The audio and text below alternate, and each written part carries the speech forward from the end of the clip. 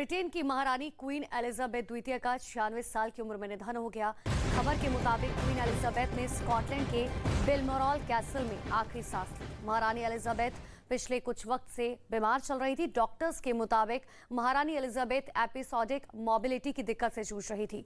गुरुवार शाम को बकिंघम पैलेस की तरफ से उनकी खराब सेहत के बारे में जानकारी दी गई थी और जिसके बाद भारतीय समय अनुसार रात 11 बजे के बाद महारानी के निधन की खबर आई।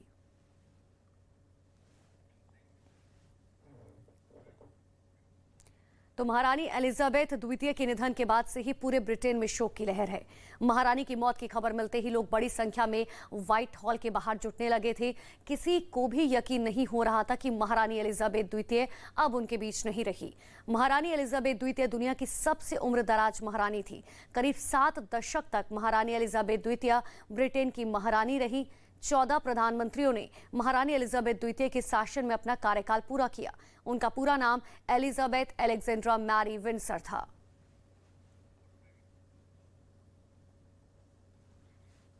ब्रिटेन रो रहा है, गम में डूबा है, क्योंकि उनकी महारानी इस दुनिया को अलविदा कह चुकी हैं। क्वीन एलिजाबेथ द्वितीय का देर रात निधन हो गया। वो पिछले कुछ वक्त से बीमार थी। 96 साल की महारानी ने स्कॉटलैंड में आखिरी सांस ली। वो दुनिया की सबसे उम्रदराज महारानी थी। उन्होंने 70 साल तक राजशाही को संभाले रखा। उनके निधन से ब्रिटेन में शोक की लहर दौड़ गई। अब किंग चार्ल्स 3 ब्रिटेन के नए महाराजा होंगे। ब्रिटेन के नए महाराजा किंग चार्ल्स आज शाम 6 बजे राष्ट्र के नाम एक संदेश देंगे और इसके बाद 10 दिन का राष्ट्रीय शोक घोषित कर दिया जाएगा। ब्रिटेन के पीएम लिज ट्रस ने महारानी को चट्टान बताया। साथ ही कहा कि उन्होंने ही आधुनिक ब्रिटेन बनाया। The death of Her Majesty the Queen is a huge shock to the nation and to the world. Queen Elizabeth II was the rock on which modern Britain was built. Our country has grown and flourished under her reign. Britain is the great country it is today because of her. Queen Elizabeth के निधन पर PM Narendra Modi ने भी दुख जताया। PM Modi ने 2015 और 2018 की ब्रिटेन यात्रा के दौरान महारानी एलिजाबेथ के साथ मुलाकात को भी याद किया। ट्वीट में महारानी के साथ की तस्वीरें भी पोस्ट की। मैं उनकी गर्मजोशी और दयालुता को कभी नहीं भूलूंगा। एक बैठक के दौरान उन्होंने मुझे वो रुमाल दिखाया जो महात्मा गांधी ने उन्हें उनकी शादी में गिफ्ट दिया था। महारानी का जाना ब्रिटिश राजशाही परिवार के एक युग का अंत है। 70 सालों तक उन्होंने शासन किया और उन्होंने अपने कार्यकाल में कई प्रधानमंत्री देखे। क्वीन एलिजाबेथ का जन्म 21 अप्रैल 1926 को हुआ था। उनका पूरा नाम एलिजाबेथ अलेक्जेंड्रा मैरी विंडसर था। 20 दिसंबर 1947 को प्रिंस फिलिप से उनकी शादी हुई। 6 फरवरी 1952 को पिता किंग जॉर्ज की मौत के बाद वो महारानी बनी। जब उनकी ताजपोशी हुई तो वो मात्र 25 साल की थी। क्वीन एलिजाबेथ ब्रिटेन पर राज करने वाली सबसे उम्रदराज महारानी थी। अपने लंबे शासनकाल में महारानी ने यूनाइटेड किंगडम में कई बदलाव भी किए थे और कई युद्ध के दौरान अपने राज्य का नेतृत्व भी किया था। इसी के साथ ही ब्रिटेन की प्रधानमंत्री लिज ट्रस ने महारानी एलिजाबेथ द्वितीय के निधन पर दुख जताया। लिज ट्रस महारानी एलिजाबेथ द्वितीय के शासन में 15वीं प्रधानमंत्री थी। लिज ट्रस ने कहा कि महारानी लोगों की यादों में जिंदा रहेंगी। The death of Her Majesty the Queen is a huge shock to the nation and to the world. Queen Elizabeth II was the rock on which modern Britain was built. Our country has grown and flourished under her reign. Britain is the great country it is today because of her. तो Britain की महारानी अपने देश की जनता के लिए भरोसे का प्रतीक बनी रही। आखिर में 1952 से शुरू हुई बतौर महारानी की यात्रा 2022 में आकर खत्म हुई। दरअसल महारानी एलिजाबेथ द्वितीय ने 96 साल की उम्र में अंतिम सांस ली। स्कॉटलैंड के बेलमोरल कैसल में महारानी का निधन हुआ।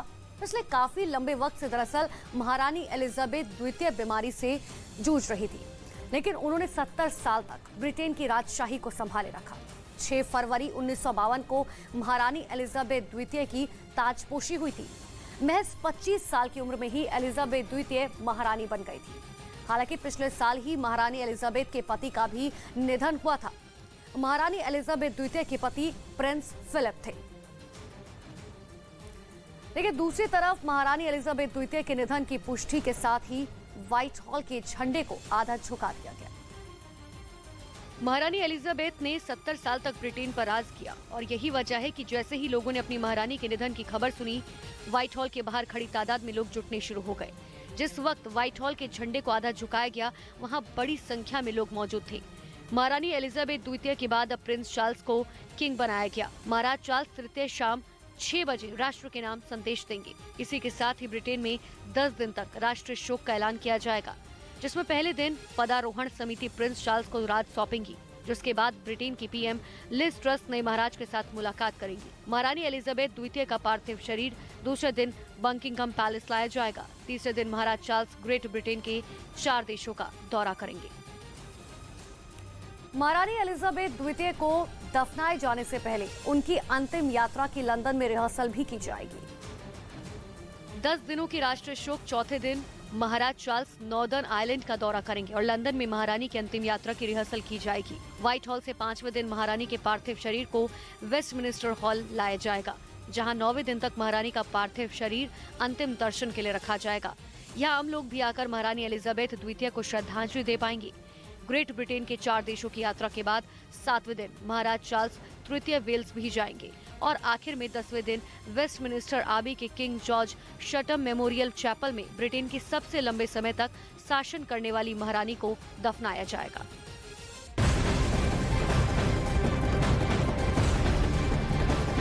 और इसी बीच बड़ी खबर आपको बता रहे हैं महाराष्ट्र के नासिक से, जहां पर आकाशीय बिजली गिरी। नासिक के JMCT कॉलेज कैंपस में ये बिजली गिरने की घटना सामने है और घटना कल शाम की बताई जा रही है। बड़ी जानकारी, तस्वीरें भी आपको दिखाते। देखिए, कॉलेज कैंपस में दरअसल ये बिजली गिरी, जिसके बाद आसपास हड़कंप मच गया। ये तस्वीरें देखिए, आकाशीय बिजली की तस्वीरें ये वहां पर लगे कैमरे में रिकॉर्ड हुई और जिसके बाद आसपास देखिए हड़कंप मच गया। लेकिन अच्छी बात ये थी कि जो गाड़ियां वहां से गुजर रही थी वो चंद सेकंड्स पहले वहां पर से गुजरी जिस वक्त ये आकाशीय बिजली वहां पर गिरी। नासिक की तस्वीरें हैं, कॉलेज कैंपस में ये बिजली गिरी। JMCT कॉलेज ये बताया जा रहा है जहां पर ये बिजली गिरी।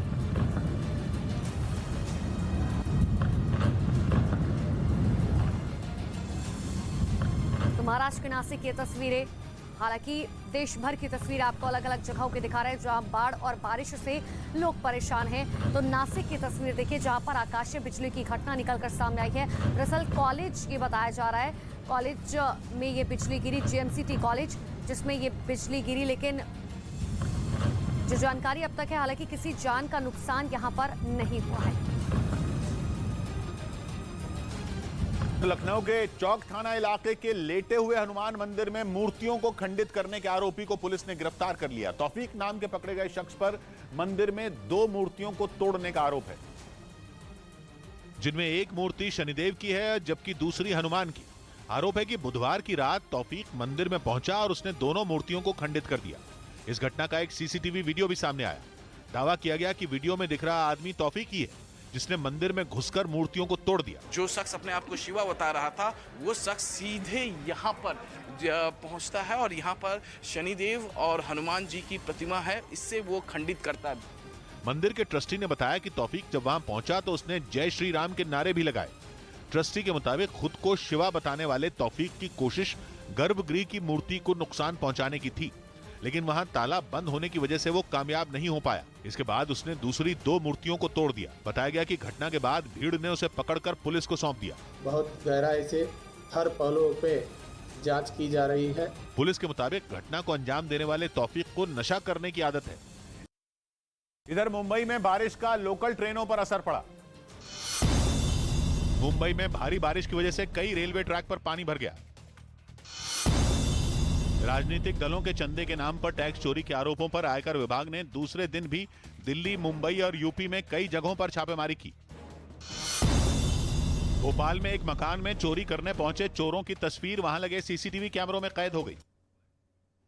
मध्य प्रदेश के भोपाल में एक घर पर चोरों ने धावा बोल दिया, लेकिन इस दौरान मकान के बाहर लगे कैमरे में उनकी तस्वीर रिकॉर्ड हो गई, जिसमें कई चोर उस घर के अंदर घुसने की कोशिश करते हुए नजर आए। सामने आए वीडियो में 4 चोर उस घर के बाहर खड़े नजर आए, लेकिन कुछ देर तक वहां खड़े होने के बाद जब उन्हें पता लगा कि सामने CCTV कैमरा लगा हुआ है तो वो वहां से दूसरी तरफ चले गए। इसके बाद उन्होंने खाली पड़े घर में धावा बोल दिया और उनके हाथ जो लगा वहां से लेकर फरार हो गए। बताया गया कि जिस घर में चोरी हुई वो एक सॉफ्टवेयर इंजीनियर का था। चोरी से पहले का सीसीटीवी वीडियो सामने आने के बाद पुलिस चोरों की तलाश में जुट गई।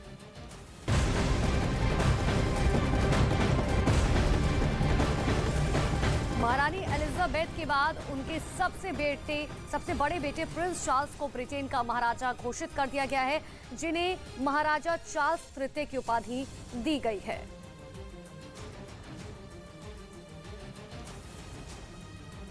परमाणु बम बनाने की ताक में बैठे ईरान को इजरायल ने अमेरिका से मिले लड़ाकू विमान F-35 से हमले की धमकी दे दी, क्योंकि इजरायल ने कसम खाई है कि वो ईरान के परमाणु हथियारों को तबाह करके ही दम लेगा।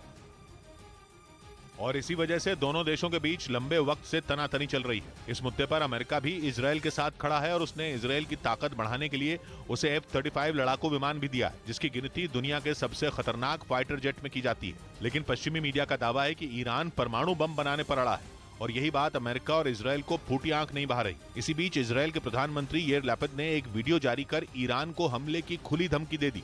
היא תגלה את ידה הארוכה ואת יכולותיה של ישראל, נמשיך לפעול בכל הגזרות. इजरायल की तरफ से जो वीडियो जारी किया गया उसमें प्रधानमंत्री याir लैपिड के पीछे अमेरिका से मिला F-35 फाइटर जेट भी खड़ा दिखाई दिया, जो किसी भी मौसम में उड़ान भरने की काबिलियत रखता है। मतलब इजरायल ने यह साफ कर दिया कि अगर ईरान ने परमाणु बम बनाने की जिद नहीं छोड़ी तो उसके ठिकानों को लड़ाकू विमान F-35 से निशाना बनाया जाएगा। क्योंकि कुछ रोज पहले ही ईरान ने भी एक वीडियो पोस्ट कर इजरायल और अमेरिका को परमाणु बम की धमकी दी थी। वीडियो के जरिए ईरान ने यह चेतावनी दी थी कि अगर अमेरिका या इजरायल ने हमला करने की गलती की तो वो भी पलटवार के लिए परमाणु बम बनाने में देर नहीं लगाएगा। वीडियो में यह भी दावा किया गया था कि सेंट्रल ईरान में कोम शहर के पास मौजूद पहाड़ियों के नीचे बनाई गई खुफिया न्यूक्लियर साइट में परमाणु बम पर काम हो रहा है और ईरान न्यूक्लियर बम बनाने से सिर्फ एक कदम ही दूर है। पश्चिमी मीडिया का दावा है कि न्यूक्लियर साइट को पहाड़ों के नीचे काफी गहराई में बनाया गया है, जिससे उस पर परमाणु हमले का भी असर नहीं होगा। ईरान का दावा है कि उसके पास ऐसी इंटरकॉन्टिनेंटल बैलिस्टिक मिसाइलें हैं जिनसे वो न्यूयॉर्क को खंडहर में बदल सकता है। ईरान ने यह धमकी ऐसे वक्त में दी थी जब परमाणु कार्यक्रम को लेकर अमेरिका और इजरायल के साथ उसका तनाव चरम पर है, क्योंकि एक तरफ अमेरिका ये ऐलान कर चुका है कि वो ईरान को परमाणु बम बनाने से रोकने के लिए अपनी पूरी ताकत लगा देगा, तो दूसरी ओर इजरायल कई बार ईरान के परमाणु ठिकानों पर हवाई हमलों की धमकी दे चुका है। लेकिन इसके बाद भी ईरान मानने को तैयार नहीं है। वो अमेरिका और इजरायल की तमाम धमकियों की परवाह किए बिना अपनी परमाणु ताकत बढ़ाने में जुटा है, जिसकी वजह से हर गुजरते दिन के साथ अमेरिका और इजरायल के साथ ईरान का तनाव बढ़ता ही जा रहा है।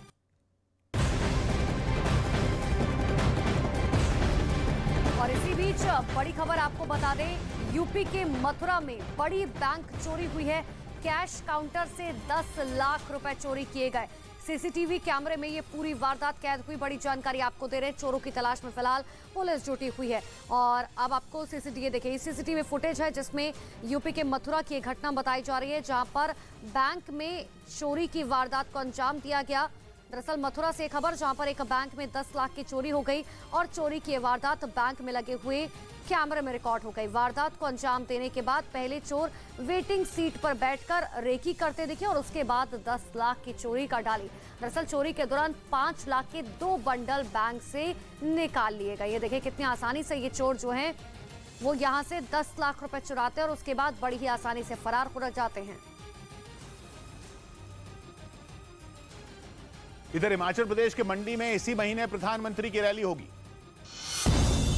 प्रधानमंत्री मोदी 24 सितंबर को हिमाचल प्रदेश के मंडी में एक जनसभा करेंगे। वहां इसी साल के आखिर में विधानसभा चुनाव होगा। दावा है कि मध्य प्रदेश के जबलपुर में एक पादरी के पास से छापेमारी में काफी विदेशी करेंसी भी बरामद की गई। ओडिशा में अगले साल जनवरी में होने वाले हॉकी विश्व कप के लिए भारतीय टीम को पूल डी में रखा गया। इसमें इंग्लैंड और स्पेन जैसी टीमें भी शामिल हैं। तो पंजाब के फिरोजपुर में जमीन के विवाद में खूनी जंग देखने को मिली। दरअसल इस जंग का वीडियो भी अब निकलकर सामने आया, जिसमें एक पक्ष दूसरे पर फायरिंग करता हुआ नजर आया। इस गोलीबारी में 2 लोगों की मौत हो गई, जबकि 1 लोग बुरी तरीके से घायल हो गए।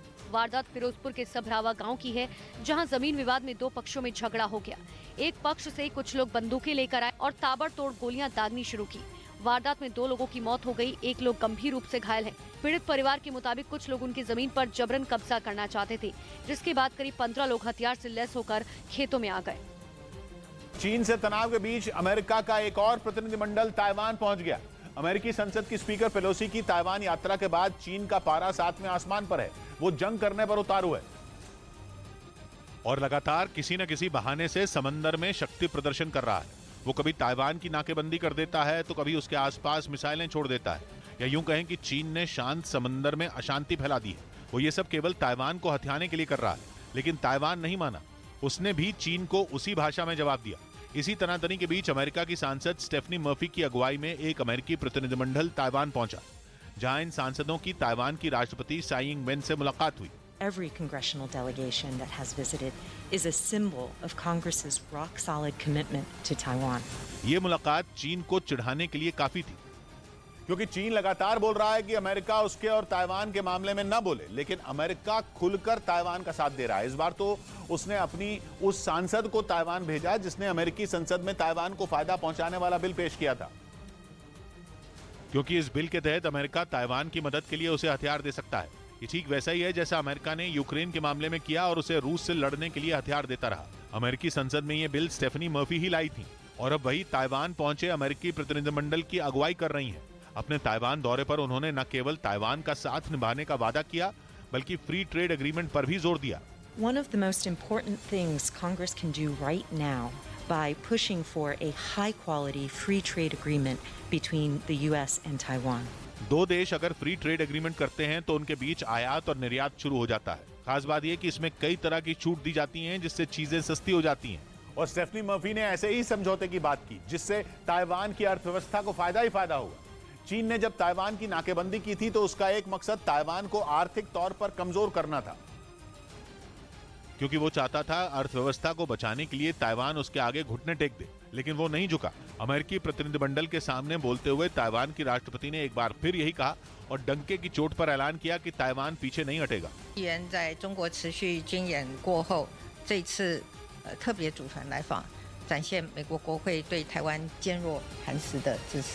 यानी ताइवान का चीन के सामने हथियार डालने का कोई मूड नहीं है, वो भी तब जब अमेरिका का हाथ उसके सर पर है, क्योंकि अमेरिका से मिलने वाले हथियारों से अगर यूक्रेन 7 महीने तक रूस को रोक सकता है तो ये काम ताइवान के लिए भी मुमकिन हो सकता है।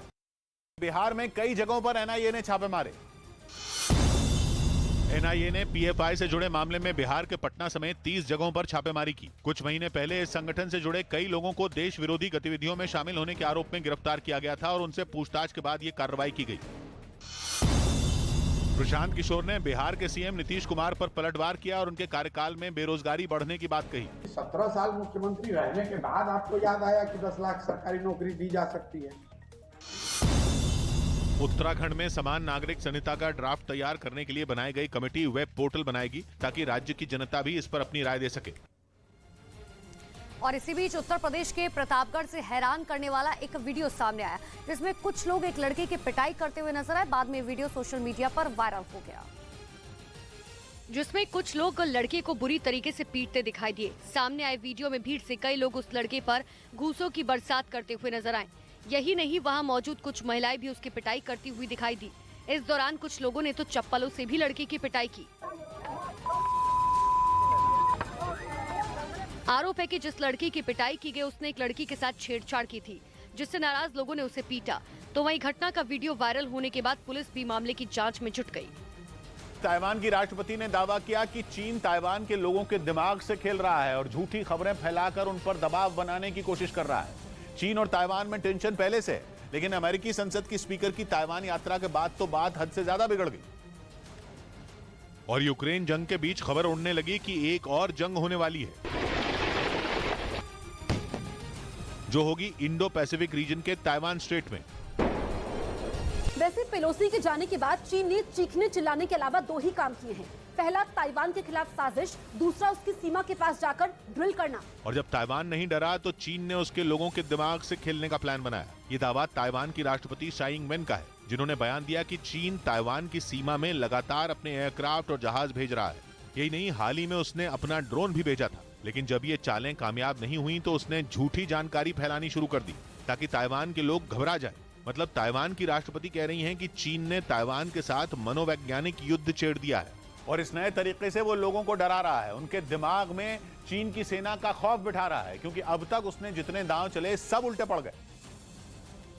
और चीन खाली हाथ रह गया, क्योंकि ताइवान न आर्थिक नाकेबंदी से डरा और न चीन के बड़े बड़े हथियारों से। वैसे पेलोसी के ताइवान से जाने के बाद चीन ने जो मिलिट्री ड्रिल की थी, उससे एक बार को पूरी दुनिया घबरा गई थी, क्योंकि ड्रिल देखकर लगा कि चीन की मिसाइलें कभी भी ताइवान के अंदर घुस सकती हैं। लेकिन ऐसा नहीं हुआ। चीन ने एक नहीं बल्कि तीन बार ड्रिल की, लेकिन ताइवान टस से मस नहीं हुआ। माना जा रहा है कि इसी वजह से चीन ने ताइवान से लड़ने का अपना तरीका बदल दिया और उसे डराने के लिए माइंड गेम खेलने का प्लान बनाया। खबर है कि अपने इस नए प्लान को कामयाब करने के लिए चीन ने ताइवान में घुसपैठ तेज कर दी, क्योंकि अगर उसने ऐसा करना जारी रखा तो ताइवान के लोग खुलकर सांस लेने से भी डरेंगे। उनके मन में डर बैठ जाएगा और वो खौफ के साए में रहेंगे। उन्हें लगेगा कि चीन के लड़ाकू विमान या ड्रोन कभी भी और कहीं से भी आ सकते हैं। आसान शब्दों में कहें तो चीन अब ये जंग ताइवान के लोगों को डरा कर जीतना चाहता है, जिसके लिए कुछ दिन पहले ही उसने अपना BZK-007 नाम का ड्रोन ताइवान भेजा था। इस ड्रोन को चीन का जासूसी ड्रोन भी कहते हैं और ताइवान ने पहली बार चीन के किसी ड्रोन के उसकी हवाई सीमा में घुसने का दावा किया।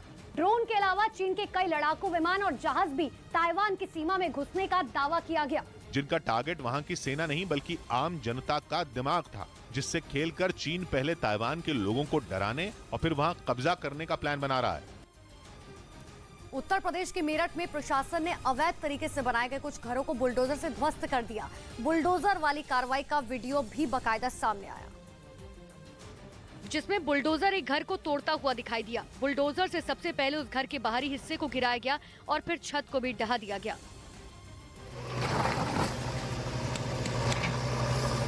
बुलडोजर ने थोड़ी ही देर के अंदर पूरे घर को मलबे में तब्दील कर दिया, लेकिन सिर्फ एक जगह पर ही अवैध निर्माण को प्रशासन ने ध्वस्त नहीं किया, बल्कि अलग अलग जगहों पर जमकर बुलडोजर चलवाया। एक के बाद एक कई मकानों को बुलडोजर ने ध्वस्त कर दिया। जानकारी के मुताबिक मेरठ विकास प्राधिकरण ने अवैध तरीके से बने कई घरों पर बुलडोजर वाली कार्रवाई की। मेरठ में पिछले 2 महीनों से लगातार अवैध निर्माण को प्रशासन ध्वस्त करने में जुटा हुआ है, लेकिन बताया जा रहा है कि इसके बावजूद अवैध निर्माण नहीं रुक रहा। इस बीच अरविंद केजरीवाल ने हरियाणा से तिरंगा यात्रा की शुरुआत की। दिल्ली के सीएम अरविंद केजरीवाल ने मेक इंडिया नंबर 1 अभियान के तहत हरियाणा के हिसार से तिरंगा यात्रा की शुरुआत की। इस दौरान उनके साथ पंजाब के मुख्यमंत्री भगवंत मान भी मौजूद रहे। नई राजनीति लेके आनी है, ये पुरानी राजनीति खत्म करनी है। प्रधानमंत्री मोदी ने सूरत में एक मेडिकल कैंप का ऑनलाइन उद्घाटन किया। जब समाज और सरकारें सेवा भाव से एक साथ आते हैं, तब सफलता व्यापक भी होती है और सर्वस्पर्शी भी होती है। ऑस्ट्रेलिया ने दूसरे वनडे मैच में न्यूजीलैंड को 113 रन से शिकस्त दे दी। इसी के साथ वो सीरीज में 2-0 से आगे हो गया। ऑस्ट्रेलिया में चीन के राजदूत के एक बयान ने यह साफ कर दिया कि ताइवान पर कब्जे के लिए चीन भी पुतिन की राह पर चलने जा रहा है। National press club of Australia के एक कार्यक्रम में उन्होंने इस बात की ओर इशारा किया कि चीन ताइवान पर एक अलग तरह के हमले की तैयारी कर रहा है और माना जा रहा है कि यह हमला कुछ वैसा ही होगा जैसा रूस ने यूक्रेन के ऊपर किया था। यानी चीन भी एक स्पेशल मिलिट्री ऑपरेशन की तैयारी में जुटा है। वो ठीक वैसे ही ताइवान में घुसकर वार करेगा जैसा कि रूस ने यूक्रेन के साथ किया था। ऑस्ट्रेलिया में चीन के राजदूत ने जो इशारा किया उसने ताइवान और जापान जैसे देशों के डर को सही साबित कर दिया, क्योंकि यूक्रेन पर रूस के हमले के बाद से ही ये आशंका जताई जा रही थी कि शी जिनपिंग भी अपने दोस्त पुतिन की दिखाई राह पर चल सकते हैं और ताइवान पर कब्जा करने के लिए वो भी ठीक वैसा ही प्लान बना सकते हैं जैसा रूस के राष्ट्रपति पुतिन ने बनाया था। क्योंकि 7 महीने पहले जब रूस की सेना ने यूक्रेन पर हमला किया था तो पुतिन ने उसे युद्ध मानने से इनकार कर दिया था और 24 फरवरी को यूक्रेन पर किए गए हमले को उन्होंने स्पेशल मिलिट्री ऑपरेशन करार दिया था। तब पुतिन ने दावा किया था कि उन्होंने लुहांस्क और डोनेस्क में विद्रोहियों के हितों की रक्षा के लिए सैन्य अभियान शुरू किया है। वही लुहांस्क और डोनेस्क जिसे पुतिन ने जंग से पहले ही आजाद देश की मान्यता दे दी थी। यानी यूक्रेन पर हमले को सही ठहराने की तैयारी पुतिन ने पहले से ही कर रखी थी। हालांकि अमेरिका और ब्रिटेन समेत यूरोप के देशों ने पुतिन के इस स्पेशल मिलिट्री ऑपरेशन को यूक्रेन के खिलाफ युद्ध बताया और खुलकर उसका साथ दिया। लेकिन अब जिस तरह से ऑस्ट्रेलिया में चीन के राजदूत का बयान सामने आया है उससे तो यही लगता है कि रूस की तरह ही चीन को भी उन देशों की परवाह नहीं है और उसने ताइवान में एक बड़े मिलिट्री ऑपरेशन की तैयारी कर ली है। हालांकि वो इसे सैन्य अभियान कहने से भी बच रहा है, साथ ही इसे घुसपैठ भी नहीं मान रहा, बल्कि बड़े ही सधे शब्दों में वो अपने अभियान को एक अलग तरह का अभियान बता रहा है। और इसके लिए चीन के पास भी एक दलील है। वो इसे ताइवान में उन लोगों के खिलाफ होने वाला एक अभियान बता रहा है जो वहाँ उसके विरोध में खड़े हैं और ऐसे लोगों की संख्या ताइवान में बहुत ज्यादा है। जुलाई में वहां किए गए एक सर्वे में 6.5% लोग ऐसे थे जो चीन से थोड़े बहुत संबंध रखना चाहते थे, जबकि 82% से ज्यादा लोग ऐसे थे जो पूरी तरह चीन के खिलाफ थे। हालांकि चीन ने ऐसे सर्वे को भ्रम फैलाने वाला बताकर सिरे से नकार दिया। गणेश उत्सव के आखिरी दिन आज देश भर में बप्पा को विदाई दी जा रही है। महाराष्ट्र में विघ्नहर्ता के विसर्जन को देखते हुए सुरक्षा के कड़े इंतजाम किए गए। मुंबई में हजारों सुरक्षा कर्मियों की मौजूदगी में होगा भगवान गणपति का विसर्जन। तो महाराष्ट्र में कड़ी सुरक्षा के बीच आज गणपति बप्पा की विदाई की जाएगी। जगह जगह पर आज देखिए विसर्जन किया जाना है और इसके लिए सुरक्षा के कड़े इंतजाम किए गए हैं। इस बार एक सबसे बड़ी मनोकामना आपकी पूरी की कि आप भी मुख्यमंत्री बने, सूबे की कमान आपके हाथ में है। ये मनोकामना पूरी करी लाल बाग की राजधानी से कैसे देख रहे हैं? गणपति बप्पा को मैं प्रार्थना करता हूँ कि राज्य के सभी लोगों को सुखी रखे, सभी लोगों को हमारी सरकार की तरफ से न्याय मिले। एक आखिरी सवाल सर, हमने देखा कि जगह जगह पोस्टर लगाए गए हैं, एनडीए की सरकार और आपकी सरकार मिलकर कैसे काम कर रही है, ये दिखाने की कोशिश कि हाँ हिंदुओं का ये पर्व भी बड़े रूप से मनाया जा रहा है। नहीं, इस बार हम लोगों ने निर्बंध मुक्त सभी त्योहार मनाने का निर्णय लिया है। पिछले 2 साल से कोविड की वजह से बहुत ही निगेटिविटी फैली हुई थी और इसलिए लोगों की भी मांग थी, लोगों की भी इच्छा थी कि ये सब त्योहार बड़े धूमधाम से मनाए जाए, इसलिए सरकार ने निर्णय लिया। काफी लोग खुश हैं निर्णय से, लोग बड़े धूमधाम से त्योहार मना रहे हैं।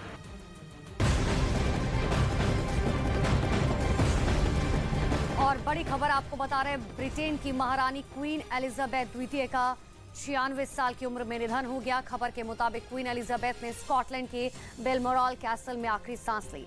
महारानी एलिजाबेथ पिछले दरअसल कुछ वक्त से बीमार चल रही थी। डॉक्टर्स के मुताबिक महारानी एलिजाबेथ एपिसोडिक मोबिलिटी की दिक्कत से जूझ रही थी। गुरुवार शाम को बकिंगम पैलेस की तरफ से उनकी खराब सेहत के बारे में जानकारी दी गई थी, जिसके बाद भारतीय समय अनुसार रात करीबन 11 बजे के बाद महारानी के निधन की खबर आई।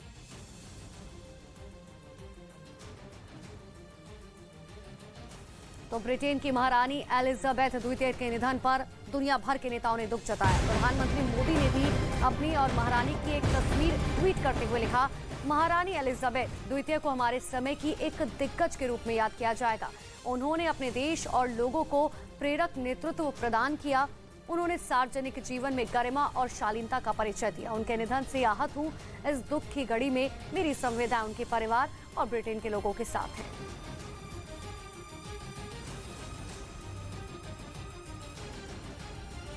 तो पीएम मोदी ने अपने अगले ट्वीट में यह भी लिखा कि 2015 और 2018 में यूके की अपनी यात्राओं के दौरान मेरी महारानी एलिजाबेथ द्वितीय के साथ यादगार मुलाकातें हुई। मैं उनकी गर्मजोशी और दयालुता को कभी भी नहीं भूलूंगा। तो 2015 और 2018 में यूके को अपनी यात्राओं के दौरान मेरी महारानी एलिजाबेथ द्वितीय के साथ यादगार मुलाकातें हुई। ये प्रधानमंत्री का ट्वीट आपको बता रहे हैं। मैं उनकी गर्मजोशी और दयालुता को कभी नहीं भूलूंगा। एक बैठक के दौरान उन्होंने मुझे वो रुमाल दिखाया था जो महात्मा गांधी ने उन्हें उनकी शादी में उपहार में दिया था। इधर मोहन डेलकर खुदकुशी मामले में प्रफुल्ल पटेल के खिलाफ एफआईआर खारिज हो गई। पूर्व सांसद मोहन डेलकर की खुदकुशी के मामले में दादरा और नगर हवेली के एडमिनिस्ट्रेटर प्रफुल्ल पटेल को बॉम्बे हाईकोर्ट से राहत मिल गई। हाईकोर्ट ने इस मामले में दर्ज एफआईआर को खारिज कर दिया। इस एफआईआर में प्रफुल्ल पटेल समेत 9 आरोपियों के नाम शामिल थे। दिल्ली के डिप्टी सीएम मनीष सिसोदिया और पंजाब के मुख्यमंत्री भगवंत मान सुबह हिमाचल प्रदेश के मंडी का दौरा करेंगे। मंडी राज्य के सीएम जयराम ठाकुर का गृह जिला है, जहां सिसोदिया विधानसभा चुनाव से पहले जनता के लिए कुछ और वादों का ऐलान कर सकते हैं। दुबई में भारत और अफगानिस्तान के मैच से पहले स्टेडियम के पास एक इमारत में आग लग गई, जिससे वहां धुआं ही धुआं हो गया। हालांकि मैच पर इस आग का कोई असर नहीं पड़ा। महारानी एलिजाबेथ के निधन के बाद कई देशों में शोक की लहर है। साथ ही प्रधानमंत्री नरेंद्र मोदी ने भी उनके निधन पर दुख जताया। एलिजाबेथ का भारत से गहरा रिश्ता रहा है। वो 3 बार भारत की शाही मेहमान बन चुकी थी। महारानी एलिजाबेथ द्वितीय और प्रिंस फिलिप 3 बार भारत आए थे। साल 1961, 1983 और 1997 में वो भारत की शाही मेहमान बनी। भारत के तत्कालीन राष्ट्रपतियों ने उनका गर्मजोशी से स्वागत किया। 21 जनवरी 1961 महारानी एलिजाबेथ II और प्रिंस फिलिप ने भारत का दौरा किया। उस वक्त तत्कालीन राष्ट्रपति राजेंद्र प्रसाद और तत्कालीन प्रधानमंत्री जवाहरलाल नेहरू पालम एयरपोर्ट पर अगवानी करने पहुंचे थे। उसी समय महारानी एलिजाबेथ गणतंत्र दिवस की परेड की गवाह भी बनी थी। महारानी दूसरी बार 7 नवंबर 1983 को भारत आई। उस दौरान तत्कालीन राष्ट्रपति ज्ञानी जेल सिंह ने उनका स्वागत किया था और तीसरी बार वो 13 अक्टूबर 1997 को पति प्रिंस फिलिप के साथ भारत दौरे पर आई थी। उस समय राष्ट्रपति भवन में तत्कालीन राष्ट्रपति KR नारायणन ने उनका स्वागत किया था। महाराष्ट्र के अलग अलग हिस्सों में हुई जोरदार बारिश के बाद लोगों की मुश्किलें बढ़ गई। ठाणे में तो कई जगह पर बारिश के बाद पानी भर गया, जिसकी वजह से सड़क पर खड़ी हुई कई गाड़ियां आधे से ज्यादा डूब गई। सैलाब में डूबी हुई गाड़ियों को देखकर ऐसा लगा मानो वो उसमें तैरने लगी हूँ। सड़क पर चारों तरफ पानी ही पानी का कब्जा दिखाई दिया। सड़कों के साथ साथ दुकानें भी पानी में समाई हुई नजर आईं। जोरदार बारिश ने कुछ ही देर में ऐसा कहर बरपाया कि लोगों का पैदल चलना तक मुश्किल हो गया। घुटने तक भरे पानी के बीच कई लोग सड़कों से गुजरते हुए दिखाई दिए। भिवंडी में तो बाजार में पानी भरने की वजह से दुकानों को बंद करना पड़ा। वहां सड़कें तालाब में तब्दील नजर आई। पानी के तेज बहाव के बीच कई लोग जान जोखिम में डालकर सड़क से गुजरते हुए दिखाई दिए। और ऐसी ही तस्वीरें मुंबई से भी सामने आई। वहां सड़कों पर तो सैलाब का सितम दिखाई दिया, साथ ही रेल की पटरियों पर भी पानी भर गया, जिसके बाद ट्रेनों की रफ्तार थम गई। जोरदार बारिश के बाद कई हिस्सों में पटरियों पर इतना पानी भर गया कि कई लोकल ट्रेनें लेट हो गई। ट्रेनों के लेट होने से लोगों को काफी मुश्किलों का सामना करना पड़ा। मुंबई में कुछ घंटों की बारिश के बाद वहां की सड़कें भी तालाब में तब्दील दिखाई दी, जिसकी वजह से कई हिस्सों में ट्रैफिक थम गया। जगह जगह पानी भरने के बाद भी कोई हादसा न हो, इसके लिए प्रशासन ने लोगों को अलर्ट कर दिया। मुंबईकरों को साफ तौर पे कहा गया है कि वो जब तक बहुत ज्यादा जरूरी ना हो तब तक बाहर न निकलें। नासिक में भी भारी बारिश के बाद हाईवे पर पानी भरा हुआ दिखाई दिया। पानी भरने की वजह से वहां भी गाड़ियों की रफ्तार थम गई। सोनाली फोगाट हत्याकांड के बाद चर्चा में आए गोवा के कर्लीज क्लब को नेशनल ग्रीन ट्रिब्यूनल ने तोड़ने का आदेश दे दिया। बताया गया कि यह क्लब CRZ यानी कोस्टल रेगुलेशन जोन के नियमों के तहत नहीं बनाया गया था और नियम यह था कि समंदर के पास कोई भी इमारत नहीं बनाई जा सकती। लेकिन इस नियम को दरकिनार कर कर्लीज क्लब को न सिर्फ समंदर के पास बनाया गया बल्कि वहां पक्का निर्माण भी किया गया, जिसकी वहां रहने वाले लोगों ने शिकायत की। जिसके बाद 2015 में पहली बार सरकार ने नोटिस जारी कर कर्लीज क्लब से जवाब मांगा। जांच के दौरान यह पाया गया कि क्लब के निर्माण में CRZ यानी कोस्टल रेगुलेशन जोन के नियमों का पालन नहीं किया गया। इसके बाद Goa coastal zone management authority ने क्लब के अवैध हिस्सों को तोड़ने का आदेश दिया। बाद में यह मामला नेशनल ग्रीन ट्रिब्यूनल पहुंचा और फिर कई सालों की सुनवाई के बाद इसे गिराने का आदेश दे दिया गया। और गोवा के अंजुना बीच पर मौजूद कर्लीज क्लब उस वक्त चर्चा में आया था जब हत्या से कुछ घंटे पहले सोनाली फोगाट वहां देखी गई थी। उनके साथ आरोपी सुधीर सांगवान और सुखविंदर भी मौजूद थे, जिसका एक CCTV वीडियो भी सामने आया था जिसमें सुधीर जबरदस्ती सोनाली के मुंह में बोतल लगाता दिखाई दिया। गोवा पुलिस ने यह दावा किया था कि बोतल के अंदर पानी में ड्रग्स मिलाए गए थे। उस दौरान सोनाली क्लब में डांस करते हुए लड़खड़ाती नजर आई थी। उस वक्त ये दावा किया गया था कि ड्रग्स की वजह से सोनाली की तबीयत बिगड़ गई थी और फिर कुछ घंटों के बाद उनकी मौत हो गई थी। गोवा पुलिस का यह भी दावा है कि सुधीर और सुखविंदर ने यह कबूल कर लिया था कि उन्होंने साजिश के तहत ड्रग्स देकर सोनाली की हत्या की थी। हालांकि ये बात साफ नहीं हो सकी है कि सोनाली की हत्या की वजह क्या थी। इस बीच चाय पर चर्चा के दौरान बीजेपी नेता दिलीप घोष ने ममता सरकार पर निशाना साधा। पश्चिम बंगाल में पंचायत चुनाव की तैयारियों के बीच बीजेपी नेता दिलीप घोष ने बीरभूम में पार्टी कार्यकर्ताओं के साथ चाय पर चर्चा की। घुरे पार्टिर काছে যাচ্ছে কালীঘাটে যাচ্ছে আর আপনি লোককে বলতে আমার ঘুম হচ্ছে না। यूपी के हरदोई में कुछ लोगों पर एक मस्जिद के दरवाजे पर कुछ नारे लिखने का आरोप लगा। बाद में वहां पहुंची पुलिस ने इन नारों को मिटा दिया। इस संबंध में स्थानीय स्तर पर CCTV फुटेज वगैरह देखा जा रहा है। बीजेपी अध्यक्ष JP नड्डा दोपहर में छत्तीसगढ़ के रायपुर में पार्टी कार्यकर्ताओं के एक सम्मेलन में हिस्सा लेंगे। बिहार के मुंगेर में आई बाढ़ से कई किसानों की काफी फसल खेतों में बर्बाद हो गई।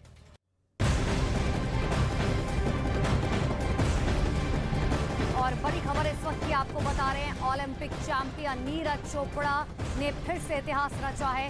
नीरज चोपड़ा ने स्विट्जरलैंड के ज्यूरिख में डायमंड लीग फाइनल्स का खिताब जीतकर इतिहास रच दिया है।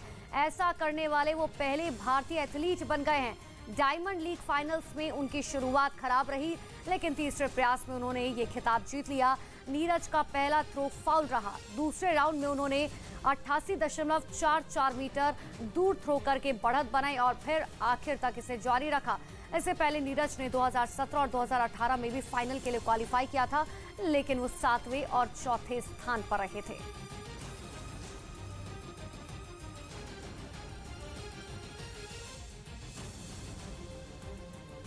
उत्तर प्रदेश के मुजफ्फरनगर में बदमाशों से पुलिस की मुठभेड़ हो गई। इस दौरान दोनों तरफ से गोलियां चली, जिसमें 2 बाइक सवार बदमाश घायल हो गए। घायलों के पास से तमंचा और कारतूस बरामद किया गया। मुजफ्फरनगर की पुलिस गश्त पर थी, तभी जंगलों में नहर की पटरी के रास्ते 2 बाइक सवार आते हुए दिखाई दिए, जिन्हें रोकने की कोशिश की गई। बदमाशों ने रोकने के बजाय पुलिस पर फायरिंग झोंक दी। बाद में पुलिस ने जवाबी कार्रवाई की। इस मुठभेड़ में बाइक सवार दोनों बदमाश गोली लगने से घायल हो गए। बदमाशों के पास से बाइक और तमंचा बरामद किया गया। बाइक सवार दोनों शातिर किस्म के चोर हैं, जो किसानों की ट्यूबवेल से ट्यूबवेल के उपकरण चोरी करते थे। इनके पास से बिजली के उपकरण भी मिले। दोनों तरफ से क्रॉस फायरिंग हुई, इसमें 2 बदमाश घायल हुए हैं। घायल बदमाशों पर 2 दर्जन से ज्यादा चोरी के आपराधिक मुकदमे दर्ज हैं। पुलिस ने दोनों घायलों को इलाज के लिए अस्पताल भेज दिया।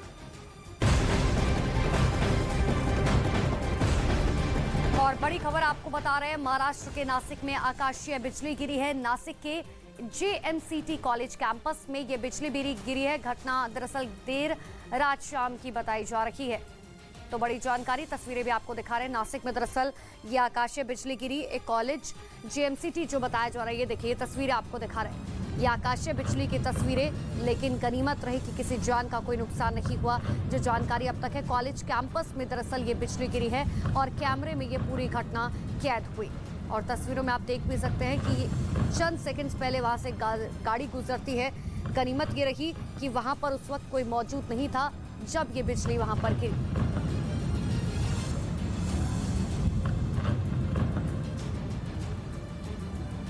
अमेरिका ने ज़ेलेंस्की की मांग को खारिज करते हुए यह साफ कर दिया कि वो रूस को आतंकी देश घोषित नहीं करेगा।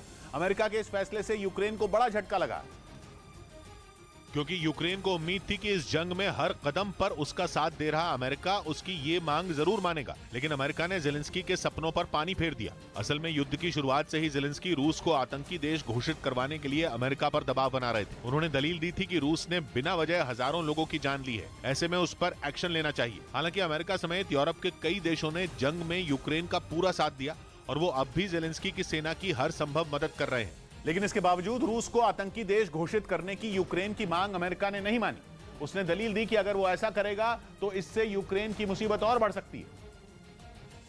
और व्हाइट हाउस के मुताबिक अगर अमेरिका ने रूस को आतंकी देश घोषित कर दिया तो रूस इस जंग को खत्म करने के लिए यूक्रेन से कभी भी बातचीत नहीं करेगा। हालांकि दोनों देशों के बीच इस मुद्दे पर कई बार बैठकें हो चुकी हैं। इसके साथ ही अमेरिका ने यह भी दलील दी कि इससे दुनिया में अनाज संकट और गहरा सकता है, क्योंकि जंग की वजह से यूक्रेन का करीब 1/3 गेहूं का क्षेत्र बर्बाद हो चुका है। इसके अलावा रूसी हमलों से खेती में इस्तेमाल होने वाले उपकरण और मशीनें भी तबाह हो चुकी हैं। ऐसे में यूक्रेन का जो बचा हुआ इलाका है, अगर वो भी जंग की भेंट चढ़ गया तो दुनिया के सामने बड़ी चुनौती खड़ी हो जाएगी, जिससे बचने का एक ही तरीका है कि रूस जल्द से जल्द ये युद्ध खत्म कर दे। ऐसे में अमेरिका का मानना है कि रूस को आतंकी देश घोषित करने से ये समस्या सुलझने के बजाय और बढ़ जाएगी। हरियाणा के रेवाड़ी में एक लुटेरी दुल्हन का पर्दाफाश हुआ। आरोपी दुल्हन अब तक 4 बार शादी रचा चुकी है। 3 दूल्हों को महिला ने अब तक लाखों रुपए का चूना लगाया, मगर चौथी बार दूल्हे की सूझबूझ से इस लुटेरी दुल्हन को गिरफ्तार कर लिया गया। पुलिस इसके और साथियों की तलाश में जुटी हुई है। गिरफ्तार दुल्हन लुधियाना की बताई जा रही है। आरोपी पहले 3 युवकों से शादी करके ठगी कर चुकी है, गहने लेकर फरार हो चुकी है। लेकिन उस लुटेरी दुल्हन की हकीकत तब पकड़ में आई जब इसकी चौथी शादी रेवाड़ी के एक परिवार में हुई। शादी के बाद दुल्हन की तरफ से दिए गए जेवरात लड़के की मां को नकली नजर आने लगे। बाद में उन्होंने ज्वेलर्स को दिखाए तो सारे गहने पीतल के निकले। शक होने पर परिवार ने फर्जी दुल्हन की शिकायत पुलिस में की, जिसके बाद जो खुलासा हुआ वो हैरान करने वाला था। पता चला कि दुल्हन और उसके सारे रिश्तेदार सब नकली थे। इस दुल्हन की पहली शादी नहीं बल्कि इससे पहले भी वो 3 शादी कर चुकी थी। ये सब हुआ एक फर्जी मैरिज ब्यूरो की करतूत से। मैरिज ब्यूरो ने 1-2 नहीं बल्कि ऐसे ही कई शादियां कराकर लोगों के साथ ठगी की। हैरानी की बात यह है कि ये रैकेट है। जिसकी भी शादी कराते हैं उसमें दुल्हन की तरफ से सारे किरदार किराए पर मंगाए जाते थे। अब रेवाड़ी में इस रैकेट के पर्दाफाश होने के बाद लोग हैरान हैं। हरियाणा के रोहतक में 102 साल के एक बुजुर्ग ने खुद को जिंदा साबित करने के लिए धूमधाम से बारात निकाली। बताया गया कि दूलीचंद नाम के बुजुर्ग की पेंशन 6 महीने पहले यह कहकर रोक दी गई थी कि उनकी मौत हो चुकी है, जिसके बाद पेंशन रोकने वाले कर्मचारियों और अधिकारियों को यह बताने के लिए कि वो जिंदा हैं, दूलीचंद ने पूरी शान से अपनी बारात निकाली। इस दौरान 102 साल के दूलीचंद दूल्हे की पोशाक में एक बग्घी में बैठे दिखे। बग्घी पर कुछ तख्तियां भी लगी हुई थी जिन पर लिखा था कि दूलीचंद अभी जिंदा है। 102 साल के बुजुर्ग की इस अनोखी बारात में सैकड़ों लोग शामिल हुए। बारात में मौजूद लोगों ने सड़कों पर जमकर डांस भी किया। इसके बाद दूलीचंद की बारात रोहतक के केनाल रेस्ट हाउस पहुंच गई, जहां हरियाणा के पूर्व सहकारिता राज्य मंत्री और बीजेपी के प्रदेश उपाध्यक्ष मनीष ग्रोवर मौजूद थे। और वहां पहुंचने के बाद लोगों ने दूलीचंद को साथ लेकर मनीष ग्रोवर से मुलाकात की। बुजुर्ग दूलीचंद के साथ मौजूद लोगों ने आरोप लगाया कि कर्मचारियों और अधिकारियों की लापरवाही की वजह से उन्हें कागजों में मृत घोषित कर दिया गया और इसी वजह से बुजुर्गों को मिलने वाली पेंशन उन्हें मिलनी बंद हो गई। दूलीचंद ने आरोप लगाया कि अप्रैल के महीने से ही उन्हें पेंशन नहीं मिल रही है। इसके लिए उन्होंने कई बार अधिकारियों का दरवाजा भी खटखटाया, लेकिन कहीं सुनवाई नहीं हुई और तब जाकर एक सामाजिक कार्यकर्ता ने उन्हें जिंदा साबित करने के लिए बारात निकालने की नसीहत दी। इसके बाद बारात लेकर पहुंचे दूलीचंद से मुलाकात के बाद हरियाणा बीजेपी के उपाध्यक्ष ने इस मामले की जाँच की मांग कर दी। बताया गया कि हरियाणा में दूलीचंद का मामला अकेला नहीं है, बल्कि कई ऐसे बुजुर्ग हैं जिनकी पेंशन उन्हें मरा हुआ बताकर रोक दी गई। और इसी बीच बड़ी खबर राजस्थान के नागौर से है, जहां पर एक भीषण सड़क हादसे में 5 लोगों की मौत हो गई। 12 लोग इस हादसे में घायल बताए जा रहे हैं। दरअसल ट्रक और क्रूजर गाड़ी के बीच जबरदस्त टक्कर हुई। खबरों के मुताबिक कार सवार लोग रामदेवरा में दर्शन के बाद सालासर दर्शन के लिए जा रहे थे और इसी दौरान बुराड़ी के पास ये दर्दनाक हादसा हो गया। सीरिया से आईएसआईएस को उखाड़ फेंकने के लिए अमेरिका की सेना और उसके समर्थन वाले सीरियाई संगठन ने जॉइंट मिलिट्री एक्सरसाइज शुरू कर दी।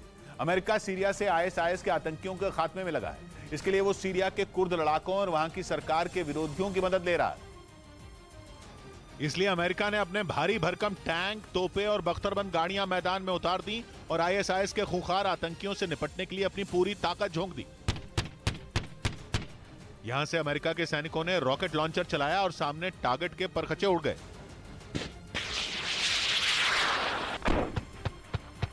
अमेरिका ने सीरिया के जिस हसाका प्रांत में अपने समर्थन वाले लड़ाकों के साथ ड्रिल की, वो सीरिया के उत्तर पूर्व में है। तेल के भंडार वाला हसाका प्रांत सोने के अंडे देने वाली मुर्गी है, इसलिए अमेरिका और आईएसआईएस दोनों की उस पर नजर है।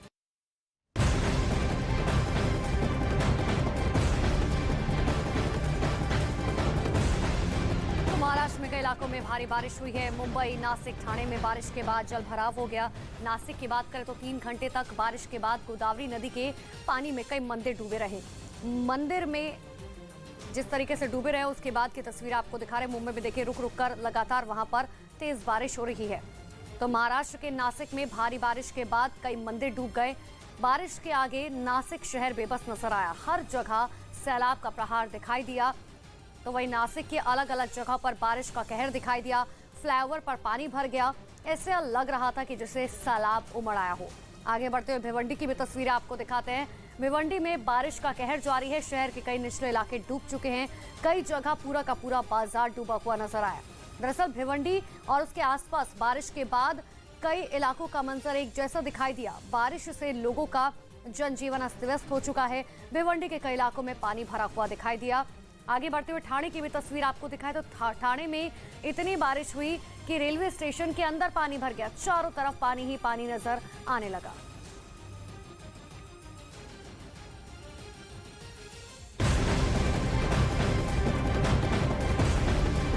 तो महारानी एलिजाबेथ के बाद उनके सबसे बड़े बेटे प्रिंस चार्ल्स को ब्रिटेन का महाराजा घोषित कर दिया गया है, जिन्हें महाराजा चार्ल्स तृतीय की उपाधि दी गई है।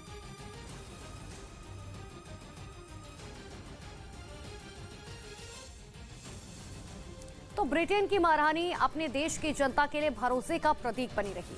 आखिर में 1952 से शुरू हुई बतौर महारानी की यात्रा 2022 में आकर खत्म हुई। लेकिन देखिए, महारानी एलिजाबेथ द्वितीय ने 96 साल की उम्र में अंतिम सांस ली। स्कॉटलैंड के बेलमोरल कैसल में महारानी का निधन भी हुआ। पिछले काफी लंबे वक्त से महारानी एलिजाबेथ द्वितीय बीमार थी। हालांकि उन्होंने 70 साल तक ब्रिटेन की राजशाही को संभाले रखा था। 6 फरवरी 1952 को महारानी एलिजाबेथ द्वितीय की ताजपोशी हुई थी। उस वक्त महज वो 25 साल की उम्र की थी। हालांकि पिछले साल ही महारानी के पति का निधन हुआ था। महारानी एलिजाबेथ द्वितीय के पति प्रिंस फिलिप थे। तो महारानी एलिजाबेथ की राज तिलक से लेकर 70 साल राजगद्दी पर बने रहने की जिंदगी की कहानी काफी दिलचस्प है। क्वीन एलिजाबेथ से जुड़ी इन दिलचस्प कहानियों पर एक नजर डालते हैं। महारानी अब इस दुनिया में नहीं है, लेकिन उनकी शख्सियत, रुतबा, सोच, प्रेम, कहानी, लीडरशिप हमेशा ब्रिटेन को प्रेरित करती रहेंगी। क्वीन एलिजाबेथ द्वितीय को 13 साल की उम्र में ही प्रिंस फिलिप से प्यार हुआ था। प्रिंस फिलिप को क्वीन एलिजाबेथ से तब प्यार हुआ तब उनकी उम्र 18 साल थी। कॉलेज में प्रिंस फिलिप ने पहली बार एलिजाबेथ को देखा और उनसे प्यार कर बैठी और जिंदगी भर उन्हीं के होकर रह गए। क्वीन एलिजाबेथ से शादी के लिए प्रिंस फिलिप ने राजगद्दी छोड़ दी थी। दोनों करीब 75 साल तक साथ रहे। महारानी एलिजाबेथ सबसे लंबे वक्त तक ब्रिटेन पर राज करने वाली महारानी थी। 70 साल तक वो राजगद्दी पर बनी रही। 2015 में अपनी परदादी महारानी विक्टोरिया का रिकॉर्ड तोड़ा था। वो इतिहास में दुनिया के दूसरे सबसे लंबे समय तक शासन करने वाली महारानी थी। पिता की मौत के बाद वो रानी बनी। 25 साल की उम्र में उन्होंने शाही परिवार की गद्दी संभाली। आपको ये जानकर हैरानी होगी कि महारानी एलिजाबेथ कभी स्कूल नहीं गई। वो घर पर ही अपनी छोटी बहन प्रिंसेस मार्गरेट के साथ पढ़ी। राजमहल में ही उनकी पढ़ाई हुई। कभी स्कूल न जाने पर एलिजाबेथ ने कई भाषाएं सीखी। 1939 में रॉयल नेवल कॉलेज गई।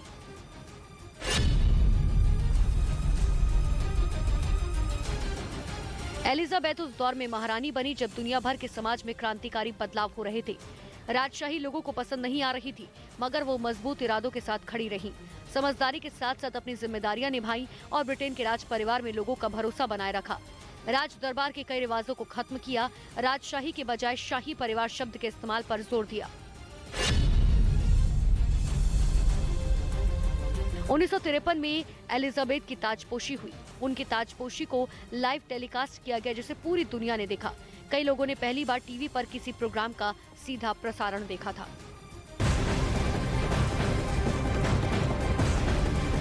और इसी बीच बड़ी खबर आपको मथुरा से बता रहे हैं, जहां पर एक बैंक में 10 लाख की चोरी हो गई। चोरी की यह वारदात बैंक में लगे कैमरे में भी रिकॉर्ड हो गई। दरअसल वारदात को अंजाम देने के पहले चोर वेटिंग सीट पर बैठकर रेकी करते हुए दिखाई दिए और उसके बाद 10 लाख की चोरी कर डाली। चोरी के दौरान 5 लाख के 2 बंडल बैंक से निकाल लिए गए। ये तस्वीरें देखिए। दरअसल ये तस्वीरें वहां पर लगे कैमरे में रिकॉर्ड हो गई। एक्सक्लूसिव तस्वीर आपको दिखा रहे हैं किस तरीके से चोर पहले रेकी करते हैं और उसके बाद 2 5-5 लाख के बंडल उड़ाकर बड़ी ही आसानी से फरार हो जाते हैं। लखनऊ के चौक थाना इलाके के लेटे हुए हनुमान मंदिर में मूर्तियों को खंडित करने के आरोपी को पुलिस ने गिरफ्तार कर लिया। तौफीक नाम के पकड़े गए शख्स पर मंदिर में 2 मूर्तियों को तोड़ने का आरोप है, जिनमें एक मूर्ति शनिदेव की है जबकि दूसरी हनुमान की। आरोप है कि बुधवार की रात तौफीक मंदिर में पहुंचा और उसने दोनों मूर्तियों को खंडित कर दिया। इस घटना का एक सीसीटीवी वीडियो भी सामने आया। दावा किया गया कि वीडियो में दिख रहा आदमी तौफीक ही है, जिसने मंदिर में घुसकर मूर्तियों को तोड़ दिया। जो शख्स अपने आप को शिवा बता रहा था, वो शख्स सीधे यहाँ पर पहुंचता है और यहाँ पर शनिदेव और हनुमान जी की प्रतिमा है, इससे वो खंडित करता है। मंदिर के ट्रस्टी ने बताया कि तौफीक जब वहां पहुंचा तो उसने जय श्री राम के नारे भी लगाए। ट्रस्टी के मुताबिक खुद को शिवा बताने वाले तौफीक की कोशिश गर्भगृह की मूर्ति को नुकसान पहुंचाने की थी, लेकिन वहां ताला बंद होने की वजह से वो कामयाब नहीं हो पाया। इसके बाद उसने दूसरी 2 मूर्तियों को तोड़ दिया। बताया गया कि घटना के बाद भीड़ ने उसे पकड़कर पुलिस को सौंप दिया। बहुत गहराई से हर पहलू पे जांच की जा रही है। पुलिस के मुताबिक घटना को अंजाम देने वाले तौफीक को नशा करने की आदत है। महारानी एलिजाबेथ द्वितीय ब्रिटेन की सबसे लंबे समय तक ब्रिटेन पर राज करने वाली शाही हस्ती रही। उन्होंने करीब 70 साल तक ब्रिटेन पर राज किया। इस दौरान उन्होंने ब्रिटेन के 15 प्रधानमंत्रियों को नियुक्त किया। जब महारानी एलिजाबेथ की ताजपोशी हुई, उस वक्त विंस्टन चर्चिल ब्रिटेन के प्रधानमंत्री थे। 5 सितंबर को उन्होंने लिज ट्रस को ब्रिटेन के नई प्रधानमंत्री के तौर पर नियुक्त किया। यानी विंस्टन चर्चिल से लेकर लिज ट्रस तक उन्होंने 15 प्रधानमंत्रियों की नियुक्ति की। क्वीन एलिजाबेथ के साथ एक और खास बात ये रही कि उन्होंने ब्रिटेन की 3 महिला प्रधानमंत्रियों की भी नियुक्ति की थी। महारानी एलिजाबेथ द्वितीय के कार्यकाल में लिज ट्रस 15वीं प्रधानमंत्री बनी। महारानी एलिजाबेथ ने लिज ट्रस को मंगलवार को ब्रिटेन का नया प्रधानमंत्री नियुक्त किया था। ब्रिटेन की महारानी होने के साथ साथ महारानी एलिजाबेथ 14 और देशों की भी महारानी थी। उनका पूरा नाम एलिजाबेथ अलेक्जेंड्रा मैरी विंडसर था। इधर मुंबई में बारिश का लोकल ट्रेनों पर असर पड़ा। मुंबई में भारी बारिश की वजह से कई रेलवे ट्रैक पर पानी भर गया। राजनीतिक दलों के चंदे के नाम पर टैक्स चोरी के आरोपों पर आयकर विभाग ने दूसरे दिन भी दिल्ली, मुंबई और यूपी में कई जगहों पर छापेमारी की। भोपाल में एक मकान में चोरी करने पहुंचे चोरों की तस्वीर वहां लगे सीसीटीवी कैमरों में कैद हो गई। मध्य प्रदेश के भोपाल में एक घर पर चोरों ने धावा बोल दिया, लेकिन इसी दौरान मकान के बाहर लगे कैमरे में उनकी तस्वीरें कैद हो गई, जिसमें कई चोर उस घर के अंदर घुसने की कोशिश करते हुए नजर आए। सामने आए वीडियो में 4 चोर उस घर के बाहर खड़े नजर आए, लेकिन कुछ देर तक वहां खड़े होने के बाद जब उन्हें पता लगा कि सामने सीसीटीवी कैमरा लगा हुआ है तो वो वहां से दूसरी तरफ चले गए। इसके बाद उन्होंने खाली पड़े घर में धावा बोल दिया और उनके हाथ जो लगा वहां से लेकर फरार हो गए। बताया गया कि जिस घर में चोरी हुई वो एक सॉफ्टवेयर इंजीनियर का था। चोरी से पहले का सीसीटीवी वीडियो सामने आने के बाद पुलिस चोरों की तलाश में जुट गई।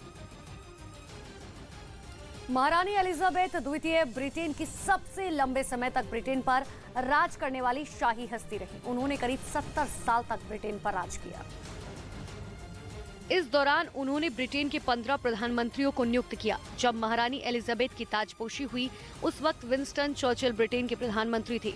5 सितंबर को उन्होंने लिज ट्रस को ब्रिटेन के नई प्रधानमंत्री के तौर पर नियुक्त किया। यानी विंस्टन चर्चिल से लेकर लिज ट्रस तक उन्होंने 15 प्रधानमंत्रियों की नियुक्ति की। क्वीन एलिजाबेथ के साथ एक और खास बात ये रही कि उन्होंने ब्रिटेन की 3 महिला प्रधानमंत्रियों की भी नियुक्ति की थी।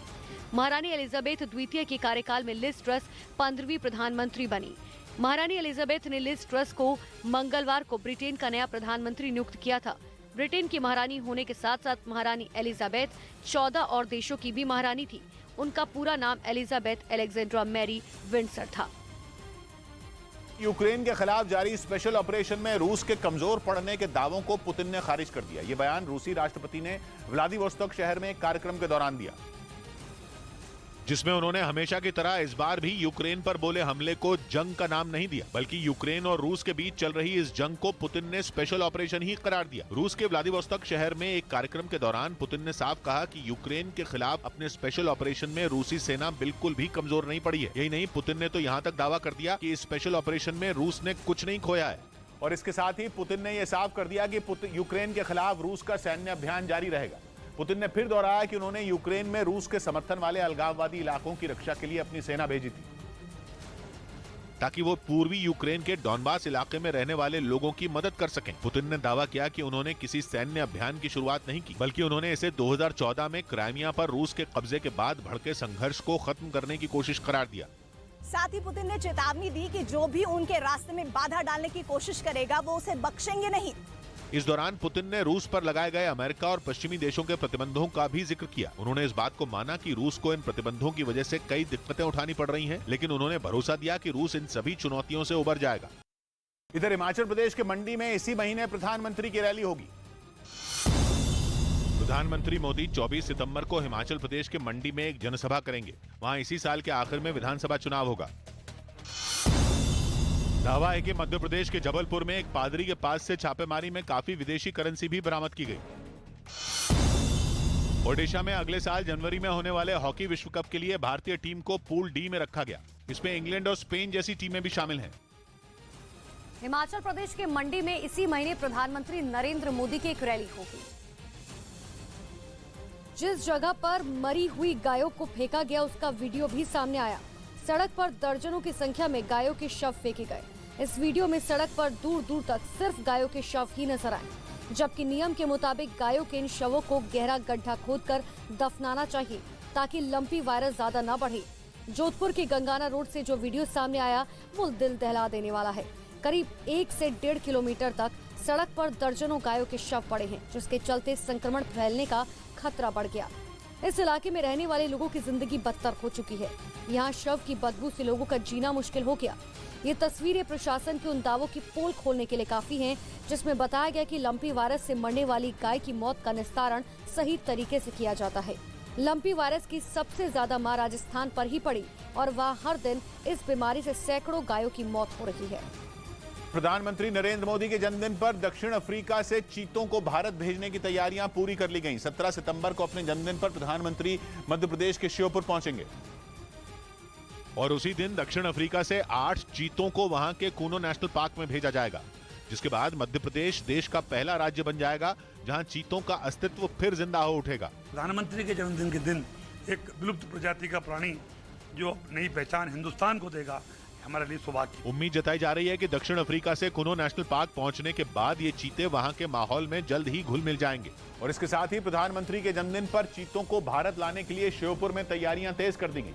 बताया गया कि कुनो नेशनल पार्क के करीब 40 किलोमीटर के घेरे में साफ सफाई का काम जोर शोर से आगे बढ़ रहा है, क्योंकि श्योपुर पहुंचने के बाद प्रधानमंत्री नरेंद्र मोदी का काफिला उसी इलाके से होकर गुजरेगा, इसलिए वहां की सड़कों की मरम्मत का काम शुरू हो गया। पेड़ और रेलिंग से लेकर सड़क के बीच मौजूद डिवाइडर और पत्थरों को पेंट किया जा रहा है। सिर्फ इतना ही नहीं, जो रास्ते और पुल टूटे हैं उनकी मरम्मत की जा रही है। सड़क किनारे लगी घास और पेड़ पौधों की कटाई की जा रही है और प्रधानमंत्री नरेंद्र मोदी की सुरक्षा में किसी तरह की चूक न हो, इसके लिए पुलिस ने भी रिहर्सल शुरू कर दी है। और उसी दिन यानी कि 17 सितंबर को चीतों की देश में वापसी होने वाली है। बताया जा रहा है कि 1 महीने से भी कम वक्त में कुल 20 चीते दक्षिण अफ्रीका से भारत पहुंच जाएंगे। 17 सितंबर को 8 चीतों को कुनो नेशनल पार्क लाया जाएगा, जिसके बाद अक्टूबर में दक्षिण अफ्रीका से 12 और चीते भारत पहुंचेंगे। इन चीतों को दक्षिण अफ्रीका से भारत हवाई रास्ते से लाया जाएगा। हालांकि इन्हें किस रूट से लाया जाएगा ये अभी साफ नहीं है, लेकिन भारत के लिए ये इसलिए खास है क्योंकि 1952 के बाद से भारत में कभी किसी चीते को नहीं देखा गया है। आखिरी बार छत्तीसगढ़ में चीता देखा गया था। इसीलिए सरकार ने चीतों को दक्षिण अफ्रीका से लाने की योजना पर काम पिछले साल शुरू कर दिया था। बताया जा रहा है कि 5 साल में कुनो नेशनल पार्क में 50 चीतों को बसाने की योजना है। इस बीच 1993 मुंबई हमले के दोषी आतंकी की कब्र पर सियासत गर्मा गई। महाराष्ट्र बीजेपी ने पिछली शिवसेना, कांग्रेस और एनसीपी सरकार को निशाने पर लिया। इस दौरान बीजेपी ने आरोप लगाया कि उद्धव सरकार के कार्यकाल में आतंकी याकूब मेमन की कब्र को सजाने का काम किया गया। उसकी कब्र जब मजार बन रही थी तो उद्धव ठाकरे खामोश क्यों थे? बीजेपी के इन आरोपों के बाद मुंबई पुलिस वहां पहुंची और उसने कब्र से लाइटों को हटवा दिया, जबकि शिवसेना ने बीजेपी के आरोपों को गलत करार दिया। उस व्यक्ति से हमारी पार्टी हमारे नेताओं का नाम जोड़कर हमें बदनाम करना चाहते हैं। कब्रिस्तान समिति ने भी बताया कि वहां पेड़ गिरने की वजह से याकूब की कब्र की मिट्टी खिसक रही थी और इसी के बाद याकूब के परिवार को कब्र पर मार्बल लगाने की इजाजत दी गई थी। ये तो एक सरासर झूठ बात है। उत्तर प्रदेश के नोएडा से दरअसल एक वीडियो वायरल हो रहा है, जिसमें एक मासूम बच्ची गणेश जी की मूर्ति से लिपटती हुई दिखाई दे रही है।